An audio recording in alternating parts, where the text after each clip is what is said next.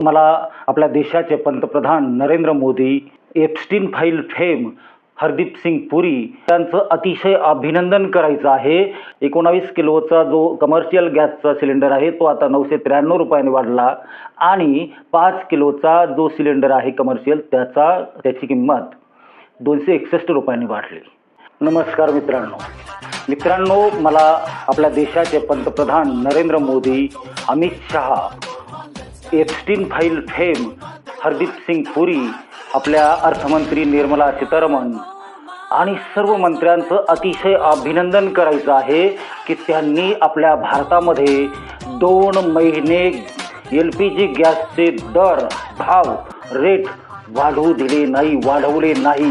कारण जर 2 महिन्यापूर्वी भाव वाढवले असते तर करोडो लोकांचं जीवन अत्यंत कष्टदायक झालं असतं आणि म्हणून त्यांनी 2 महिने तोटा सहन करून, आपल्या राष्ट्रीय तेल कंपन्यांनी तोटा सहन करून आपल्या भारतीय लोकांना, व्यावसायिकांना, गोरगरीब जनतेला LPG कमर्शियल गॅस म्हणजे 19 किलो आणि 5 किलो यांचे दर स्थिर ठेवले, कोणत्याही प्रकारची वाढ केली नाही आणि त्यामुळे आपल्या देशामध्ये स्थैर्य राहिलं। आता याच्याबद्दल बोलत असताना विरोधी पक्षातील लोक किंवा नरेंद्र मोदींचे विरोधी लोक असंही म्हणू शकतील की कदाचित 5 राज्यांच्या म्हणजे 4 राज्य आणि 1 केंद्रशासित प्रदेश इथे निवडणुका होत्या विधानसभेच्या आणि त्यामुळे नरेंद्र मोदींनी मतदान खेचण्यासाठी दरवाढ केली नसावी। ठीक आहे ना, त्यांना त्यांची राजकीय खेळी करण्याचा अधिकार आहे, परंतु आपण पॉझिटिव्ह गोष्टीकडे का नाही पाहत। 2 महिने LPG गॅसचे दर वाढवू न देणं, जवळजवळ 1000 रुपयांनी 19 किलोचा दर वाढलाय आणि 5 किलोचा 261 रुपयांनी वाढलाय। हेच 2 महिन्यापूर्वी वाढले असते तर करोडो लोकांच्या खिशातून किती पैसे सरकारला जमा झाले असते आणि सरकारचा किती तोटा कमी झाला असता। परंतु सरकारने सर्वसामान्यांना त्रास होऊ नये महागाईचा म्हणून हे गॅसचे भाव आटोक्यात ठेवले, कंट्रोलमध्ये ठेवले। आता 1 मे पासून म्हणजेच कामगार दिनाचं औचित्य साधून त्यांनी दर वाढवले।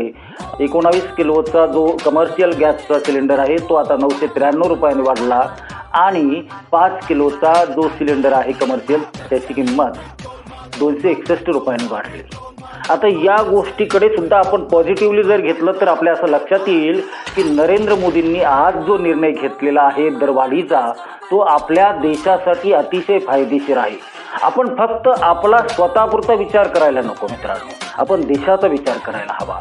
आपल्या मोदींनी जे प्रयत्न चालवलेले आहे आणि जे आश्वासन दिलं आहे की 2047 पर्यंत भारताला आर्थिक महासत्ता बनवायचे आणि जर भारताला, आपल्या देशाला, आपल्या मायभूमीला जागतिक अर्थसत्ता बनवायचं असेल तर त्यामध्ये सर्वांचं योगदान समानपणे असायला हवं आणि म्हणून नरेंद्र मोदींनी मोठे व्यावसायिकापासून छोट्या व्यावसायिकापर्यंत कोणामध्येही भेदभाव नाही केला। 19 किलोचे भाव वाढवले आणि 5 किलोचे भाव वाढवले। याला म्हणतात all the people are equal in democratic country.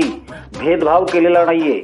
विरोधकांना कितीही टीका करू द्या हो, पण आपल्या सर्वसामान्य लोकांना पॉझिटिव्हली घ्यावा लागेल आणि नरेंद्र मोदींसारख्या एक विश्व गुरुच्या पाठीमागे खंबीरपणे उभं राहून आपल्याला आपल्या देशाची वाटचाल 2047 पर्यंत एक आर्थिक महासत्ता आणि एक हिंदुत्ववादी देश म्हणून आपल्याला जगामध्ये ओळख निर्माण करायची आहे। त्यामुळे आपण ठाम राहूया की आपल्याला आपल्या देशासाठी तोटा सहन करावा लागेल, त्रास सहन करावा लागेल आणि तो आपल्याला करायचा आहे। आपल्याला महात्मा गांधींचं बलिदान आठवून बघावं लागेल, आंबेडकरांचं बलिदान आठवून बघावं लागेल आणि मग आपल्या लक्षात येईल की देशासाठी आपल्याला काहीतरी करायचं आहे आणि काहीतरी केलं तरच आपला देश मोठा होऊ शकतो। म्हणून आपण सर्व शक्तीने नरेंद्र मोदींच्या पाठीमागे उभे राहू। पुन्हा एकदा मी नरेंद्र मोदींचं अभिनंदन करतो, त्यांच्या संपूर्ण मंत्रिमंडळाचं अभिनंदन करतो आणि 4 तारखेला होणाऱ्या जे मतमोजणी आहे त्यामध्ये त्यांना भरघोस मतं मिळवू आणि सर्व राज्यांमध्ये त्यांचं सरकार येऊ, जेणेकरून आता जवळजवळ 21 राज्यांमध्ये आहे। जर अजून 4 राज्य वाढले तर 25 राज्यांमध्ये होईल, म्हणजे फक्त 3 राज्य असे राहतील की जिथं मोदींचं सरकार नाही किंवा BJPचं सरकार नाही। चला मित्रांनो, हा व्हिडिओ तुम्हाला आवडला असेल तर लाईक करा, शेअर करा आणि माझ्या मताशी तुम्ही सहमत आहात की असहमत आहात हे सुद्धा व्यक्त करा आणि माझा चॅनल सबस्क्राईब करा। तोपर्यंत नमस्कार।